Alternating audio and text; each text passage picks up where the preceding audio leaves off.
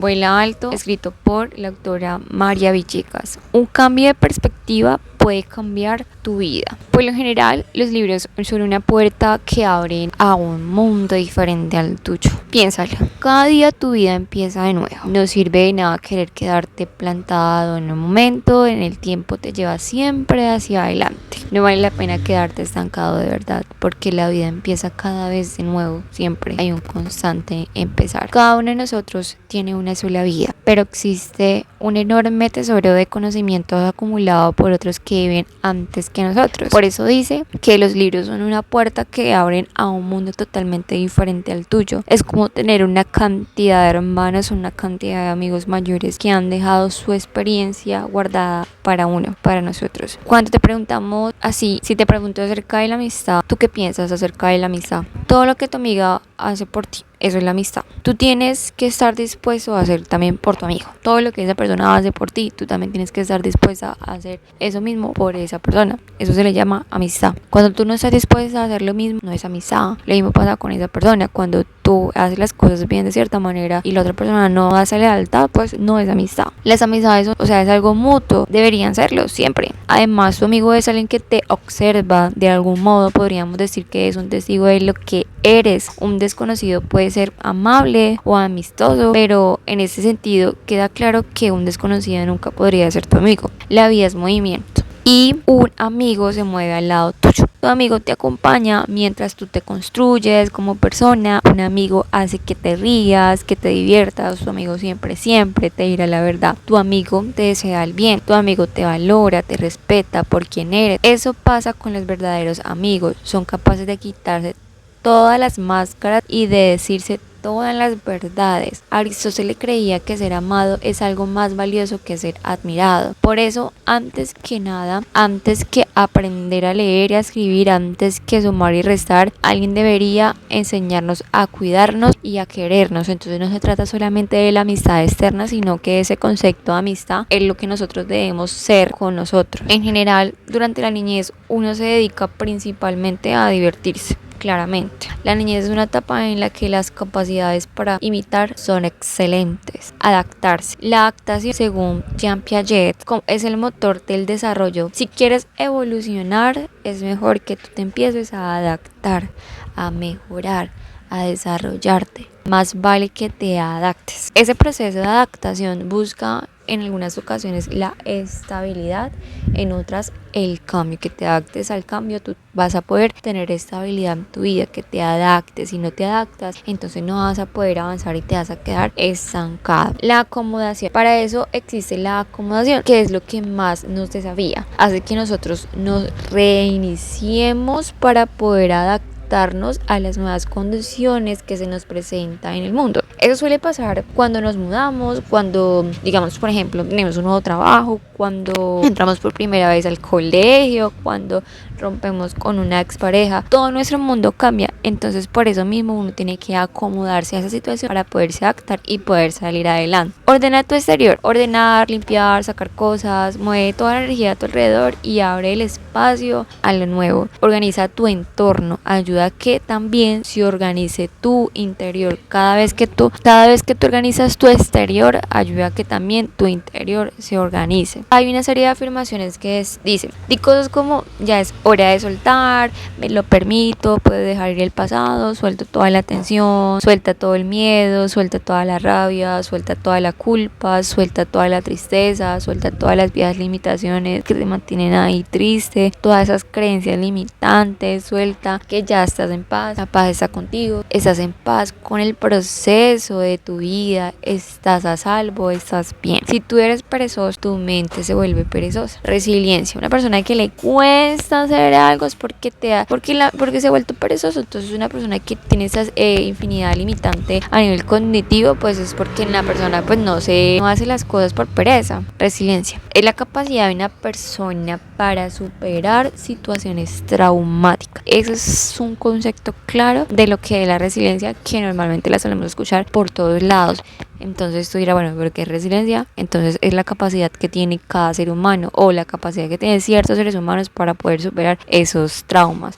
romper con un ex, un trauma, cambiar de ciudad, un trauma. Sí, todo que genera un cambio es un trauma. Cuando el niño ingresa al colegio es un trauma, pero cuando una persona es resiliente tiene esa capacidad para superarlo. ¿Por qué? Porque se adapta a las situaciones y por ende puede salir adelante. Cuando actualizas y cambias tus creencias, cambia tu vida. Un hábito es finalmente una habilidad desarrollada. La única forma de lograrlo es incorporar un hábito, es repetirlo. El pensamiento y la acción con constancia y disciplina hasta volverlo automáticamente. En eso consiste un hábito. Hacer algo muy constantemente, algo que ya no, o sea, algo que sí o sí tengas que hacerlo y algo que tú no lo puedas evitar. Que si tú tomas de hábito el hábito de la lectura, es algo que sí o sí ya no lo puedes evitar porque es algo que se instauró en tu pensamiento, ya lo ves como algo súper normal. La caducidad de los sueños. Hay veces que nos frustramos, ¿sí? A veces que no tenemos en cuenta eso, nos enfocamos mucho en los sueños, pero se nos olvida que los sueños también tienen fecha de caducidad y también por la edad. Hay una persona que tuvo cierto tipo de ser cantante en toda la vida,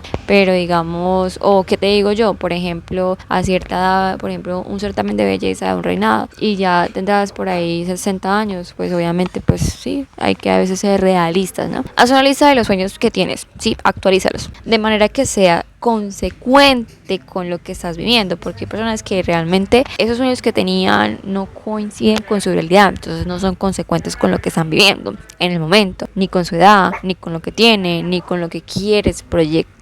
Analiza tus sueños, aprende a replantearte. Los sueños tienen fecha de caducidad y es algo muy importante que tengamos en cuenta. Y no solamente se trata de soñar y cumplirlo, sino que también tienen fecha de caducidad. Bueno, eso es como más lo teórico, pero ya pues lo práctico del libro se enfocaba más que todo como en esas historias de vida. Niños que significaban como lo que pasaba a uno normalmente, como es una reacción que hace que la consecuencia sea totalmente diferente. Por ejemplo, está el caso de una niña que ella pues jugaba en su sala, su mamá estaba hablando por celular y ella pues llevó un barro ahí al tapete y empezó a hacer como una especie de celular ahí dentro del tapete que su mamá le súper encantaba y súper finísimo el tapete, ¿no? Cuando su mamá colgó el teléfono y dijo, ve, ¿qué estás haciendo? Pero ella no lo hizo con el objetivo de saber qué estaba haciendo la niña, sino el fin de regaño. Tomó de las manos a la niña y la llevó una vez al baño, la echó como en un agua fría como para quitarle esa grasa o ese lodo sí que tenía. La niña empezó a llorar, ese tapete la mamá empezó a botarlo a la basura, o sea, como a quitarle ese lodo, a limpiarlo, y la niña pues empezó a llorar. No entendía como algo que a ella le genera tanta satisfacción, en el sentido de que para ella era una obra de arte, podría ser destruido, y le pegaron aparte de eso. Entonces ella no entendía cómo es posible que le peguen en un momento en el que ella está haciendo algo que le genera, que es una obra de arte, o sea, que le genera satisfacción a la niña. Entonces esa confusión, la niña no está entendiendo de que le están pegando porque ensució el tapete, no, ella está entendiendo de que le están pegando por ella poderse expresar. Claro, entonces de ahí en adelante la niña aprende a ser súper ordenada, súper organizada,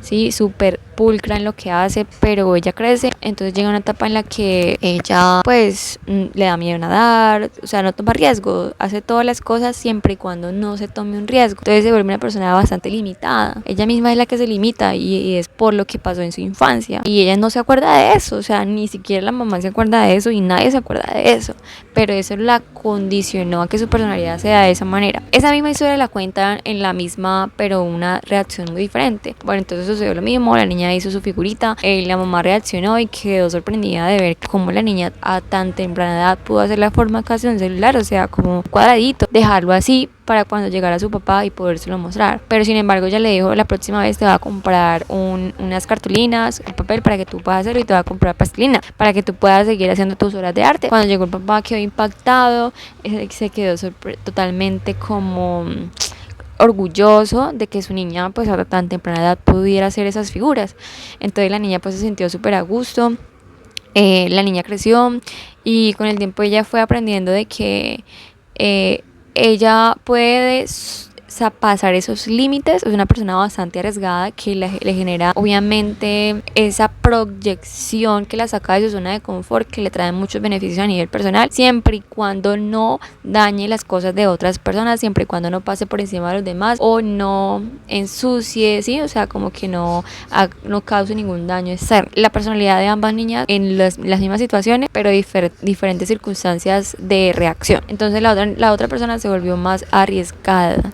¿sí? Más de tomar esos impulsos. Bueno, la otra historia también que recuerdo es de un niño a la cual pues el niño tenía problemas en el colegio, el niño tenía como a utilizar unas gafitas, o sea, tenía como problemas de aprendizaje más que todo porque no veía bien, entonces sus compañeros le hacían mucho bullying, entonces cuando el niño llegaba a la casa pues él se encerraba en su cuarto, un tío le había regalado una guitarra, pues él no sabía, pero pues él aprendía por tutoriales y pues empezaba a tocar ciertas canciones, o sea que le quedaba bastante tiempo y como que era su lugar seguro, ¿no? Se sentía bien ahí. Pues a medida que iba pasando los días, el niño pues iba teniendo un mal rendimiento, sus papás se alteraron, miraron que la causa, o sea, ponen que la causa era la guitarra, que el niño por estar tocando la guitarra era que él estaba teniendo malas notas. Encerraron esa guitarra por allá en el sótano durante muchos años. El adolescente, bueno, el niño creció, él ni se acordaba ya de su guitarra. Académicamente él fue excelente, rindió, todo mejoró, su papá quedó mucho más tranquilo, se sintió a gusto porque sintió que hubo una solución, que esa era la solución del problema y ya todo quedó bien. Pero resulta sucede que cuando su niño, bueno, su adolescente ya cuando se estresaba o pasaban cosas de la vida cotidiana, él no encontraba un lugar seguro, que antes se refugiaba como en esa guitarra, pero él no quedó algo en su subconsciente grabado en el que él podía acudir a su lugar seguro, y pues al eliminarse eso por completo él acudía, digamos, a las drogas, cayó en adicciones. Esa historia pues más que todo cuenta como por qué las personas hacen lo que hacen y qué hay detrás de esos comportamientos.